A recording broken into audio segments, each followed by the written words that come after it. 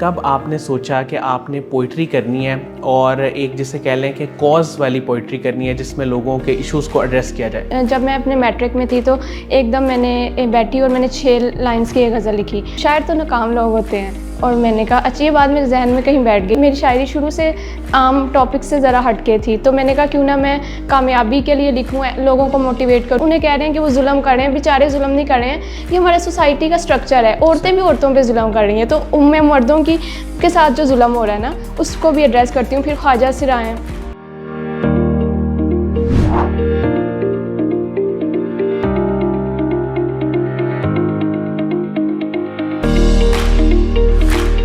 السلام علیکم ناظرین، شیئرنگ آف پروفیشنل وزڈم کے ساتھ میں ہوں آپ کا میزبان علی رحمان خالد. ناظرین، آج جو مہمان ہمارے ساتھ موجود ہیں وہ ایک ینگ اینڈ انرجیٹک پوئٹ ہیں. ہم ان سے جانیں گے کہ پوئٹری کی طرف ان کا انٹرسٹ کب اور کیسے ڈیولپ ہوا، اور ان کی خاص بات یہ ہے کہ یہ اپنی پوئٹری کے ذریعے سوشل ایشوز کو ایڈریس کرنا چاہتی ہیں، اور معاشرے میں جتنے بھی کہہ لیں کہ ایسے ایشوز ہیں جن پہ کم بات کی جاتی ہے ان کو ہائی لائٹ کر کے یہ چاہتی ہیں کہ ان مسائل کا حل نکالا جائے. تو ہم ان سے جانیں گے کہ وہ کون سے مسائل ہیں جن کا یہ حل نکالنا چاہتی ہیں، اور ان کی پوئٹری بھی ان سے سنیں گے، اور یہ بھی جانیں گے کہ پوئٹری میں ان کا انٹرسٹ کب اور کس طرح ڈیولپ ہوا. السلام علیکم قرۃ العین صاحبہ، کیسی ہیں آپ؟ وعلیکم السلام. اچھا میم، مجھے سب سے پہلے تو یہ بتائیے کہ کب آپ نے سوچا کہ آپ نے پوئٹری کرنی ہے اور ایک جسے کہہ لیں کہ کاز والی پوئٹری کرنی ہے جس میں لوگوں کے ایشوز کو ایڈریس کیا جائے؟ میں جب چھوٹی تھی تب سے میرے ذہن میں ایک بہت بوجھ سا رہتا تھا. کنٹینیوس میرے پیرنٹس یا میرے فرینڈس یہ نوٹس کرتے تھے کہ میں اگر ہجوم میں بیٹھی ہوں تو ایک دم سے میرا مائنڈ کہیں چلا جاتا ہے، اور میرے ذہن پہ ایک بہت زیادہ بوجھ تھا. مجھے نہیں پتا تھا یہ بوجھ کس چیز کا، لیکن جب میں اپنے میٹرک میں تھی تو ایک دم میں نے بیٹھی اور میں نے 6 لائنز کی ایک غزل لکھی. اس کے بعد مجھے ریئلائز ہوا جو وہ ایک بوجھ تھا نا ذہن پہ، لفظوں کا جو ایک بوجھ تھا وہ کلیئر ہو گیا. میری جو روح ہے وہ تھوڑی سی ہلکی ہوگی. پھر مجھے پتہ چلا کہ شاید یہ لکھنے کی وجہ سے یہ میرے بچپن سے میرے ذہن میں یہ بوجھ ہے. تو پھر اس کے بعد سے میں نے لکھنا اسٹارٹ کر دیا تھا. تو میم پھر اس کے بعد آپ نے یہ سفر آگے کس طرح طے کیا؟ آپ مسلسل لکھتی رہیں یا بیچ میں گیپ آ گیا؟ کیسے چلتی رہیں آگے؟ میں لکھتی رہی. اپنے میٹرک میں تو میں نے سارا لکھا، لیکن جب میں ایف ایس سی کرنے لگی میں نے پری میڈیکل کیا. پری میڈیکل میں میرا انٹرسٹ نہیں تھا بیسیکلی، وہ ایک سوسائٹی اور پیرنٹس کی وجہ سے. میرا انٹرسٹ شروع سے سائیکالوجی، سوشل بیہیویئرس، لٹریچر، اس قسم کی چیزوں میں رہا ہے. تو کر لیا وہ پریشر کی وجہ سے، سوسائٹی پریشر کی وجہ سے. تو ہوا یہ کہ وہاں پہ میرے جو ایک کیمسٹری کے سر تھے میرے، انہیں جب پتہ چلا میں پوئٹری لکھتی ہوں تو انہوں نے ایک مذاق کرنے ایک بات کی کہ شاعر تو ناکام لوگ ہوتے ہیں. اور میں نے کہا اچھا یہ بات میرے ذہن میں کہیں بیٹھ گئی. اور اس کے بعد میں نے تھوڑا ریسرچ بھی کیا کافی پوئٹس پہ، تو مجھے پتہ چلا کہ ان کی زندگی میں ایک وہ جیسے جون ایلیا ہیں، انہیں فائنینشیل کرائسس تھے. پروین شاکر کی میرٹل ریلیشن جو تھا وہ اچھا نہیں تھا. اور میں نے کافی زیادہ شاعروں کو دیکھا تو میں نے کہا ان کی بات کہیں حد تک ٹھیک ہے. جب میں نے یہ سوچا میرے ذہن میں، تو میں نے نا پوئٹری کو کلوز کر دیا. میں نے کہا آج کے بعد میں لکھوں گی کیونکہ مجھے ناکام نہیں ہونا. لیکن تو بعد جب پھر سے وہ جو دماغ میں جو بوجھ تھا نا بچپن سے، وہ دوبارہ سے پیدا ہونے لگ گیا. نہ لکھنے کی وجہ سے لفظوں کا بوجھ اور میری مینٹل کنڈیشن افیکٹ ہونے لگی، کیونکہ لکھنے سے کیتھارسس ہو جاتا ہے. ہاں جی. تو پھر میں نے دوبارہ لکھنا اسٹارٹ کیا، اور میں نے کہا کہ نہیں، ضروری نہیں ہے کہ اگر سر نے وہ بات بولی تھی تو یہ بھی ایسے ہی ہو. کہ مجھے میری شاعری شروع سے عام ٹاپک سے ذرا ہٹ کے تھی، تو میں نے کہا کیوں نہ میں کامیابی کے لیے لکھوں، لوگوں کو موٹیویٹ کروں، جس سے کچھ پروڈکٹیو لکھوں. ضروری نہیں ہے کہ ایسا ہو جیسے علامہ اقبال کو میں نے ایز اے انسپریشن لیا اور پھر میں نے دوبارہ سے لکھنے کا انداز. اچھا میم، مجھے یہ بتائیں کہ جب آپ لکھتی ہیں تو کیا آپ کو مشکل کوئی فیس کرنی پڑتی ہے، یا بہت آسانی سے آپ ایک غزل لکھ لیتی ہیں، اشعار لکھ لیتی ہیں؟ کیسا ہوتا ہے آپ کے ساتھ؟ یہ بالکل ایک جیسے ایک سیٹ ہوتا ہے نا کہ اللہ کی طرف سے ایک ریمائنڈر ہے اب لکھنا ہے، تو اس میں مجھے بالکل بھی مشکل نہیں ہوتی. اور اگر میں خود لکھنا چاہوں نا کہ اب میں نے لکھنا ہے، زبردستی کروں تو وہ ایک اچھی غزل نہیں لکھ پاتی. لیکن جب میرا مائنڈ مجھے فورس کرتا ہے، تو جب مجھے کلک ہو جاتا ہے میرے مائنڈ کو کہ اب مجھے لکھنے کا ٹائم آ گیا، ٹھیک ہے، وہ ٹائم ایک ہفتے بعد ہو سکتا ہے، ایک مہینے بعد ہو سکتا ہے. It depends upon, I don't know what's the process behind it. تو میں لکھ لیتی ہوں، it's very easy for me. اچھا میم، پوئٹری جو ہے آپ ماشاء اللہ BS کر رہی ہیں انگلش لٹریچر میں، تو اس میں بھی یقیناً آپ کا انٹرسٹ ہوگا. تو پوئٹری آپ کی ساری اردو میں ہی آپ لکھتی ہیں جب لکھتی ہیں، یا انگلش میں بھی کچھ لکھا ہے کبھی؟ نہیں، میں نے انگلش میں نہیں لکھا. ایک دفعہ ٹرائی کیا تھا، لیکن مجھے لگتا ہے کہ اردو زبان جیسی اچھی زبان مجھے مزہ اور کسی زبان میں نہیں آتا. جو الفاظ کا چناؤ اس میں ہو سکتا ہے، مجھے لگتا ہے کہ باقی زبانوں میں اس طرح سے ہو نہیں سکتا. صحیح. شاید ایک محبت ہے اپنی زبان سے، اس لیے شاید. میم، زیادہ تر جو آپ لکھتی ہیں وہ کن ٹاپکس کو آپ کہہ لیں کہ وہ آپ کے ذہن میں ہوتے ہیں جن پہ آپ لکھتی ہیں؟ بیسیکلی میں نے لکھنا جب اسٹارٹ کیا تو پہلے میں نے فیمنزم پہ لکھنا اسٹارٹ کیا.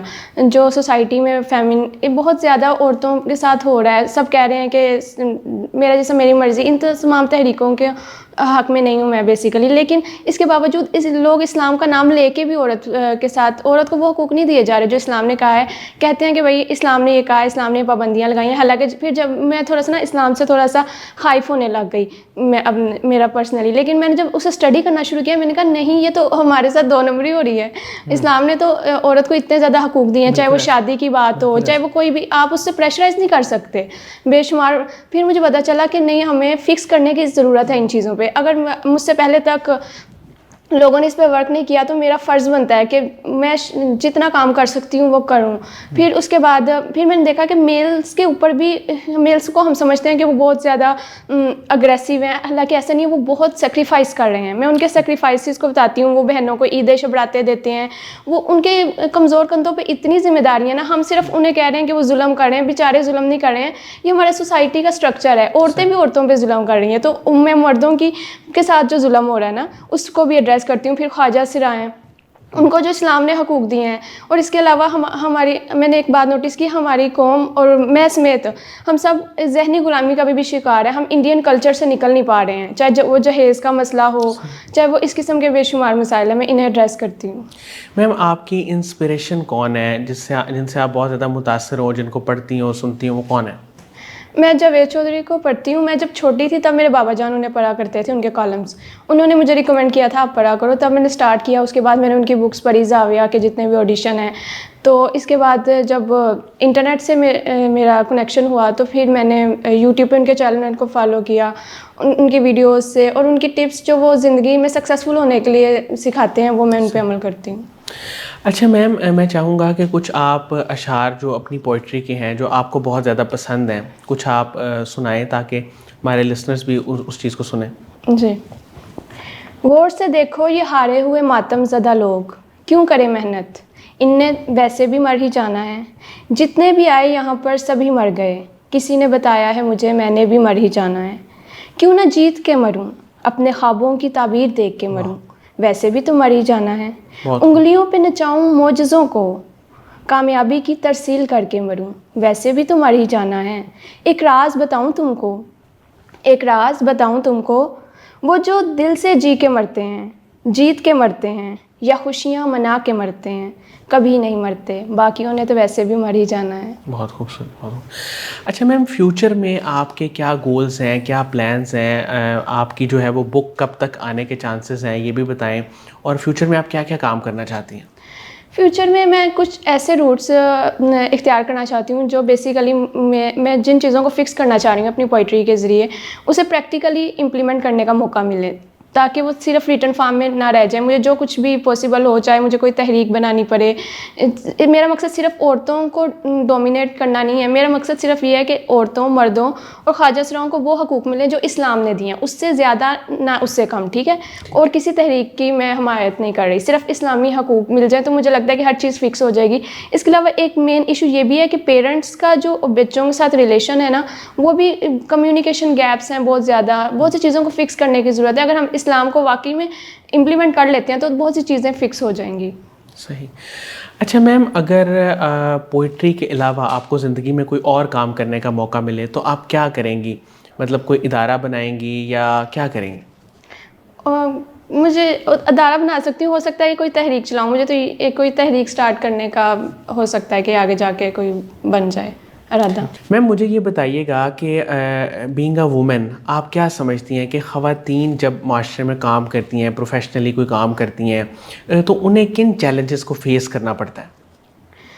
اگر ہم پاکستان میں دیکھیں تو پہلے فیملی کا پریشر ہوتا ہے. اب وہ بھی ویری کرتا ہے کہ آپ لبرل کلاس سے ہیں, مڈل کلاس سے ہیں, ٹھیک ہے, وہ مختلف چیلنجز ہوتے ہیں. پھر اس کے بعد ورک پلیسز پہ بھی آپ کے کو ورکرز کی طرف سے, پھر آپ کو بعد میں جب آپ کی شادی ہو جاتی ہے تو آپ کا جو کام ہے نا, آپ کو تھوڑا سیکریفائس کرنا پڑ جاتا ہے. میلز کو وہ سیکریفائسز نہیں کرنے پڑتے جو فیمیلز کو کرنا پڑتے ہیں اپنے بچوں کی وجہ سے. تو مجھے لگتا ہے کہ فیمیلس کی ڈیوٹیز زیادہ ہو جاتی ہیں. جس طرح سے اللہ نے, میں یہ کہتی ہوں کہ اللہ نے اگر مرد کو زیادہ فوقیت دی ہے, تھوڑا سا رتبہ زیادہ بنایا عورت کا, میں اس بات کو مانتی ہوں. اسلام سے میں 100% ایگری کرتی ہوں, ٹھیک ہے, پہلی بات تو یہ.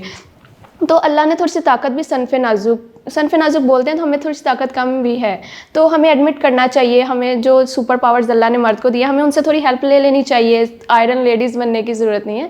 تو ہمیں اپنے فزیکلی فٹ رکھنے کے لیے خود پر زیادہ بوجھ نہیں ڈالنا چاہیے. اچھا میم, کوئی اور پوئٹری آخر میں جو آپ سنانا چاہیں ناظرین کو؟ میں جب چھوٹی بچی تھی تو اکثر سوچا کرتی تھی, یہ لوگ جو باہر جاتے ہیں کیسے خوش رہ لیتے ہیں. میرا وطن, میری مٹی, میری پہلی محبت ہے. جو اس کو چھوڑ جاتے ہیں کتنے سنگ دل ہوتے ہیں. یہاں کے لوگ جاہل اتنے, جہالت اور اسلام کو ضم کر دیتے ہیں. بنیادی حقوق کا سانس نہ نکلے اتنے ظالم. بد زبان, بد اخلاق, بد لحاظ اور منافق اتنے, غلط بات پہ ساری عمر ڈٹے رہتے ہیں. بچپن کے کچھ سال کٹے تو آنکھوں سے جب دھند ہٹی تو, بچپن کے کچھ سال کٹے تو آنکھوں سے جب دھند ہٹی تو, کیا کیا دیکھا کیا کیا جانا. میری پہلی محبت مر سی گئی ہے, میری پہلی محبت مر سی گئی ہے. بہت بہت شکریہ قرۃ العین کھوکھر صاحبہ, آپ نے ہمارے لیے ٹائم نکالا. ناظرین, مجھے امید ہے کہ ان کی گفتگو سے آپ نے بہت کچھ سیکھا ہوگا, خاص طور پہ جو انہوں نے 2-3 باتیں کی کہ خواتین اپنے اندر اگر کانفیڈنس کو ڈیولپ کریں, اور اسلام کی یقیناً جو ساری باتیں ہیں وہ بالکل ٹھیک ہیں, لیکن اس کی انٹرپریٹیشن میں, یا جب لوگ ہم سے اس کے بارے میں بات کرتے ہیں تو وہ کچھ چیزیں ہمیں اس طرح فیل ہوتی ہیں کہ شاید یہ مشکل ہے. لیکن اگر ہم حقیقت میں دیکھیں تو اسلام بالکل مذہب جو ہے وہ فطرت کے مطابق ہے. اس کے ساتھ ہی اجازت دیجیے, اپنا بہت ہی خیال رکھیے گا. انشاءاللہ دوبارہ حاضر ہوں گے. اللہ حافظ.